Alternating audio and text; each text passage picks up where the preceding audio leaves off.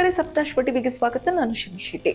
Iran ವಿರುದ್ಧದ ಯುದ್ಧದ ಬಗ್ಗೆ ಅಮೆರಿಕ ಅಧ್ಯಕ್ಷ ಡೊನಾಲ್ಡ್ ಟ್ರಂಪ್ ಅವರ ಪಲ್ಟಿ ಹೊಡೆದ ಹೇಳಿಕೆಗಳು ಯುದ್ಧ ಮುಗಿಯುತ್ತೆ ಎಂದ ಕೆಲವೇ ಗಂಟೆಗಳಲ್ಲಿ ಇರಾನ್ ನಿರ್ಣಾಯಕವಾಗಿ ಸೋಲುವವರೆಗೂ ಯುದ್ಧ ನಿಲ್ಲಲ್ಲ ಎಂದು ಟ್ರಂಪ್ ಹೇಳಿದ್ದಾರೆ.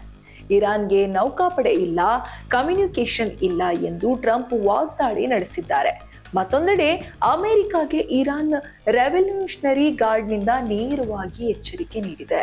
1 ಲೀಟರ್ ಕಚ್ಚಾ ತೈಲ ಕೂಡ ರಫ್ತು ಮಾಡಲು ಬಿಡುವುದಿಲ್ಲ ಎಂದ IRGC ಜಾಗತಿಕ ತೈಲ ಮಾರುಕಟ್ಟೆಯಲ್ಲಿ ಶುರುವಾಯ್ತಾ ನಡುಕ ಅನ್ನುವ ಪ್ರಶ್ನೆ ಇದು ಎಲ್ಲೆಡೆ ಮೂಡ್ತಿದೆ.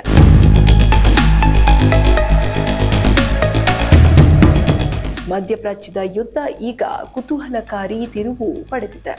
ಅಮೆರಿಕ ಅಧ್ಯಕ್ಷ ಡೊನಾಲ್ಡ್ ಟ್ರಂಪ್ ಇರಾನ್ ವಿಚಾರದಲ್ಲಿ ಗಂಟೆಗೊಂದು ಹೇಳಿಕೆ ನೀಡುತ್ತಾ ವಿಶ್ವದ ಗಮನ ಸೆಳೆಯುತ್ತಿದ್ದಾರೆ. ಮೊದಲು ಟ್ರಂಪ್ ಏನು ಹೇಳಿದ್ರು ಗೊತ್ತಾ? ಈ ಯುದ್ಧ ಶೀಘ್ರದಲ್ಲೇ ಅಂತ್ಯವಾಗಲಿದೆ, ಶಾಂತಿ ನೆಲೆಸಲಿದೆ ಎಂದ್ರು. ಆದರೆ ಕೇವಲ ಕೆಲವೇ ಗಂಟೆಗಳಲ್ಲಿ ಟ್ರಂಪ್ ತಮ್ಮ ಮಾತನ್ನು ಬದಲಾಯಿಸಿದ್ದಾರೆ. ನಾವು ಸಾಕಷ್ಟು ಗೆಲುವು ಸಾಧಿಸುತ್ತೇವೆ, ಆದರೆ ಅದು ಸಾಕಾಗುತ್ತಿಲ್ಲ. ಇರಾನ್ ಅನ್ನು ಸಂಪೂರ್ಣವಾಗಿ ಮತ್ತು ನಿರ್ಣಾಯಕವಾಗಿ ಸೋಲಿಸುವವರೆಗೂ ಈ ಸಮರ ಮುಂದುವರಿಯಲಿದೆ ಎಂದು ಗುಡುಗಿದ್ದಾರೆ. ಅಂದರೆ ಇರಾನ್ನನ್ನು ಬುಡ ಸಮೇತ ಕಿತ್ತಿಸುವವರೆಗೂ ಕೂಡ ಅಮೆರಿಕ ಮತ್ತು ಇಸ್ರೇಲ್ ಹಿಂದೆ ಸರಿಯಲ್ಲ ಎಂಬ ಸ್ಪಷ್ಟ ಸಂದೇಶವನ್ನ ಟ್ರಂಪ್ ನೀಡಿದ್ದಾರೆ. ಟ್ರಂಪ್ ಇಷ್ಟಕ್ಕೆ ಸುಮ್ಮನಾಗಿಲ್ಲ. ಇರಾನ್ನ ಈಗಿನ ಪರಿಸ್ಥಿತಿಯನ್ನು ಜಗತ್ತಿನ ಮುಂದೆ ತೆರೆದಿಟ್ಟಿದ್ದಾರೆ. ಟ್ರಂಪ್ ಪ್ರಕಾರ ಇರಾನ್ ಈಗ ಅತ್ಯಂತ ದಯನೀಯ ಸ್ಥಿತಿಯಲ್ಲಿದೆ. ಇರಾನ್ಗೆ ಈಗ ನೌಕಾಪಡೆಯೇ ಇಲ್ಲ.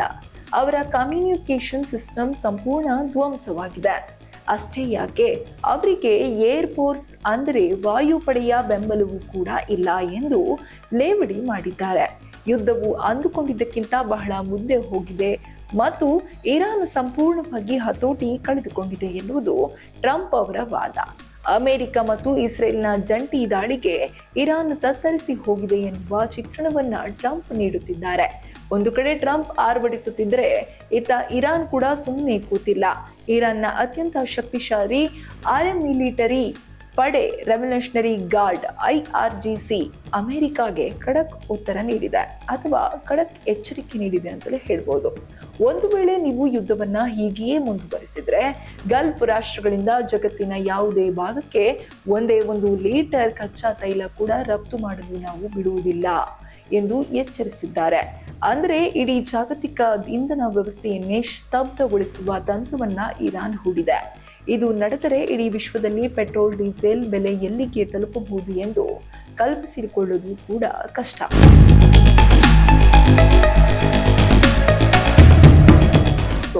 ಸದ್ಯದ ಪರಿಸ್ಥಿತಿ ನೋಡಿದ್ರೆ ಶಾಂತಿ ಮಾತುಕತೆಗಿಂತ ಹೆಚ್ಚಾಗಿ ಆಕ್ರಮಣಕಾರಿ ಧೋರಣೆಗೆ ಎದ್ದು ಕಾಣುತ್ತಿದೆ.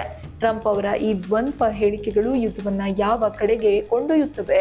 ಇರಾನ್ ನೀಡಿದ ತೈಲ ರಫ್ತು ತಡೆ ಎಚ್ಚರಿಕೆ ಜಾಗತಿಕ ಆರ್ಥಿಕತೆಯ ಮೇಲೆ ಎಂತಹ ಪರಿಣಾಮ ಬೀರುತ್ತದೆ ಗೊತ್ತಿಲ್ಲ.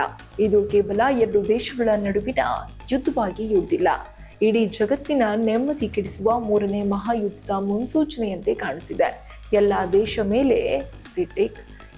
ದೇಶದ ಮೇಲೆ ಬೀಳುತ್ತಿರುವ ಪರಿಣಾಮವನ್ನ ಗಮನದಲ್ಲಿಟ್ಟುಕೊಂಡು ಯುದ್ಧವನ್ನ ನಿಲ್ಲಿಸಬೇಕು ಎಂಬುದೇ ನಮ್ಮ ಆಶಯ. ಇದು ಈ ಹೊತ್ತಿನ ವಿಶೇಷ. ಇನ್ನಷ್ಟು ಸುದ್ದಿಗಳಿಗಾಗಿ ನೋಡ್ತಾ ಇರಿ ಸಪ್ತಾಶ್ವ ಟಿವಿ.